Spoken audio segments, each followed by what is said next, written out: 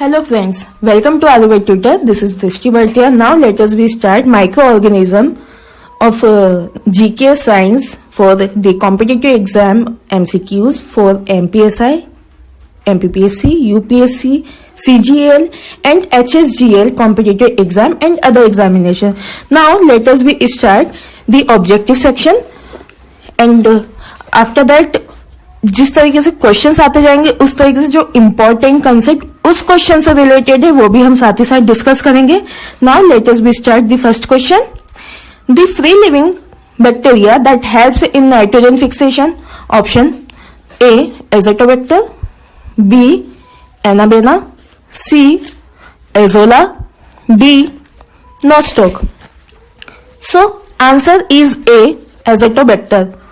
Apart from that, the Anabaena, Azolla and Nostoc are not the nitrogen fixing, but they are symbiotically attached to the legumes plant. अब ये क्या है कि legumes plant से ये symbiotically है. Symbiotically why? Because they have some nutrition for the living.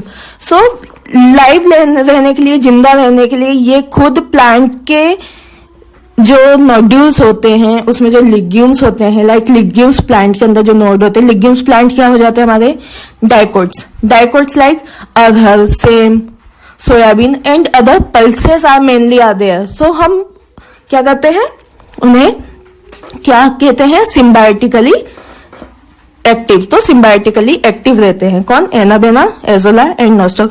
Obviously Azotobacter nitrogen fixation में help करेंगे फॉर फ्री लिविंग बैक्टीरिया, लेकिन ये सारे सिम्बायोटिकली रहते हैं. फ्री लिविंग मतलब फ्री है और सिम्बायोटिकली मतलब कॉम्पैक्टली अटैच्ड है. ये किससे, रूट नोड्यूल से. सो answer is A Azotobacter. Next question. The type of micro organism is most widely used in industries. Option A bacteria, B bacteria and fungi, C bacteria and algae, D bacteria, microalgae and fungi.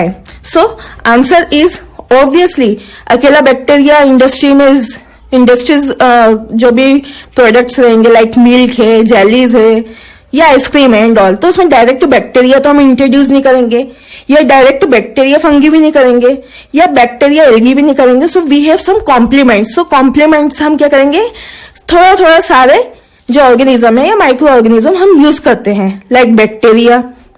So bacteria में हमारे पास most of क्या होंगे, जो edible है वही bacteria, because bacteria classified in the many sections like archaebacteria, eubacteria, obviously. And next microalgae. Microalgae are of three types: red algae, brown algae, green algae and so on. And fungi. So fungi is microalgae we also call the jellies. for the jellies और ice cream में भी use होते हैं, जैसे gracilaria हो गया, gelidium हो गया, तो ये सब माइक्रोएल्गे में आएंगे.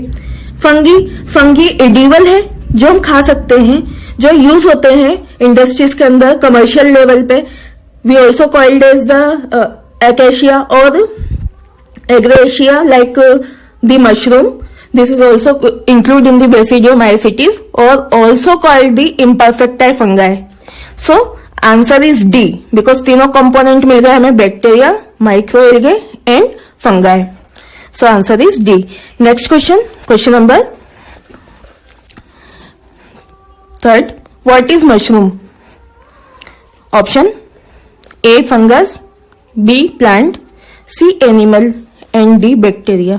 Obviously अभी बताया मैंने, we had just discussed in the previous question. The fungus is also included in the Basidiomycetes and also called as imperfecta fungi. This is edible. Mushroom जो है वो ही है fungus. So answer is A. Next question, question number 4. The most extensive use of molasses after fermentation is for producing.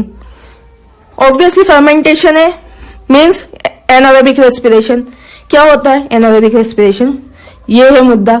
अब देखते हैं हम fermentation. तो क्या होता है, रेस्पिरेशन टू टाइप्स की होती है, एक होती है एरोबिक रेस्पिरेशन और एक होता है anaerobic respiration. aerobic respiration is done in presence of the oxygen, but anaerobic respiration is done in absence of the oxygen. They release the CO2 gas. So fermentation क्या हो गया? anaerobic respiration, because ये CO2 भी release करेगा. Option A methanol, B sugar, C ethanol and D sugar cane. Obviously fermentation reaction maximum जो होगा वो ethanol plus CO2 को रिलीज कराएगा in presence of the some active reactions. Next question, question number 5. Nitrogen fixing bacteria is useful in growing which crop? Option A wheat, B paddy, C legume and D maize. wheat means गेहूं, paddy means चावल, चावल की खेती जहां होती है, legume जो leguminous plant है, लाइक जहां पर नोड्यूल्स में नोड्स जो रहेंगे वो डाइकोट प्लांट के लिए रहेंगे, जैसे सेम अरहर हम डिस्कस कर चुके हैं. एंड मेज इज मक्का. बट वी नो ये नाइट्रोजन फिक्सिंग बैक्टीरिया, अब nitrogen fixing bacteria leguminous plant में होगा तो वो सिम्बायोटिकली क्या होंगे? एक्टिव रहेंगे, like nostoc, anabaena, azolla. So these all are included in the leguminous plant or symbiosis nitrogen fixing bacteria. Answer C. Next question. Question number 6. Function of leg hemoglobin in nitrogen fixation. Option A absorption of oxygen, B nutrition of bacteria, C absorption of light and D all. First of all, the leg hemoglobin is the one of important phenomena. They absorb the oxygen. So leg hemoglobin nitrogen fixing करे तो absorb करेगा oxygen को.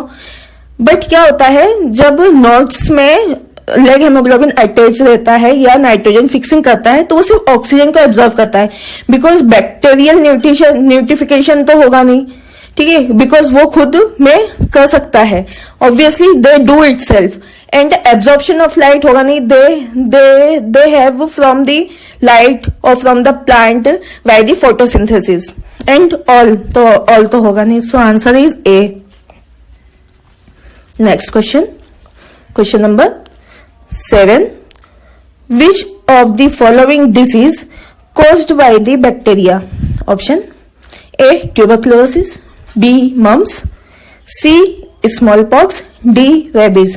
So answer is tuberculosis A, because they have a causative agent is Mycobacterium tuberculosis and also called as TB.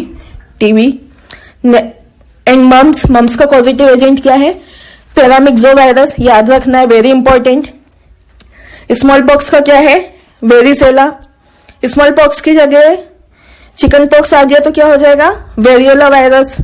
Rabies में same rabies virus done by the Louis Pasteur. So answer is A tuberculosis, mycobacterium tuberculosis. Next question, question number 8. Which communicable disease is caused by bacteria? अभी ये communicable क्या होता है? So we have done first of all communicable. What do you mean by communicable? Disease are of two types. Disease are of two types. First is communicable and second is non communicable. Communicable में क्या होगा? जो एक दूसरे से फैलता है. Non communicable में एक दूसरे से डायरेक्ट नहीं फैलेगा. लाइक ड्रॉपलेट इन्फेक्शन हो गया, लाइक एयर वेक्टर हो गए, लाइक एनिमल वेक्टर हो गए, तो ये सब कम्युनिकेबल में आएंगे. बट नॉन कम्युनिकेबल में क्या आएगा? जो किसी को टच करने से नहीं फैलता है. They only communicate through the blood transfusion. ये ओनली ब्लड के कांटेक्ट में आने से ही होगा. So we discuss communicable disease. Communicable disease is the droplet disease also, जो एयर वेक्टर से फैले, एनिमल वेक्टर से फैले या ड्रॉपलेट इन्फेक्शन से फैले. अब ऑप्शन देख लेते हैं. ए स्मॉल पॉक्स, ऑब्वियसली इसका पॉजिटिव एजेंट याद रखना है. क्या है? Varicella virus. मम्स, इसका भी पॉजिटिव एजेंट याद रखना है. Paramyxovirus. Leprosy, also called Mycobacterium leprae. So answer is C. Mycobacterium leprae. And asthma obviously droplet virus, viral infection है. Next question number 9. The refrigeration is a process in which option A, bacteria are destroyed, B, growth of bacteria reduced, C, bacteria become inactive, and D, cytoplasm of bacteria contract. First of all, the refrigeration process for the bacteria, because सारे option में bacteria common है, तो refrigeration process हम तब देखेंगे they have without the sterilization. Obviously अगर sterilization क्या होता है, स्टेरिलाइजेशन प्रोसेस है तो वो ग्रोथ तो करेगा नहीं, ऑब्वियसली इनएक्टिव करेगा या डिस्ट्रॉय कर देगा सेल को.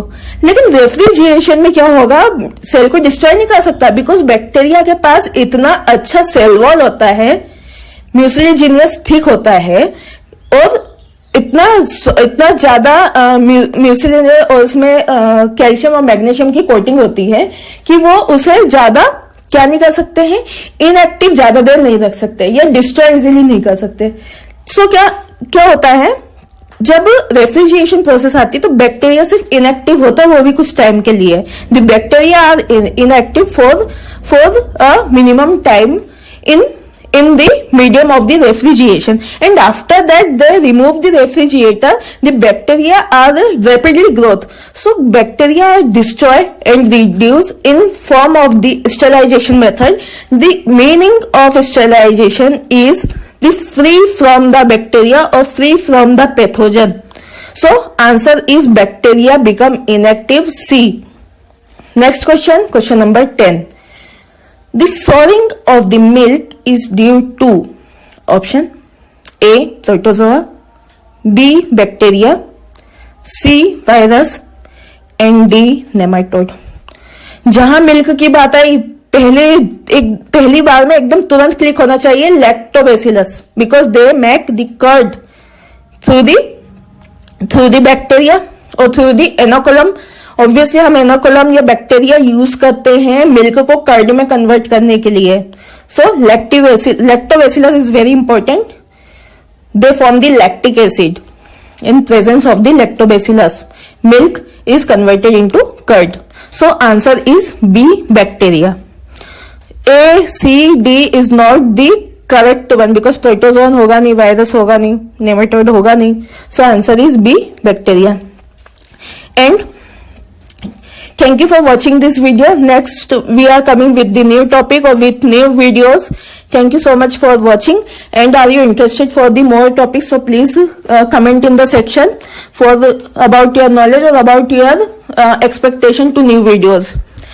Thank you so much. Please subscribe, share and like for more videos. Thank you. Jai Hind, Jai Bharat.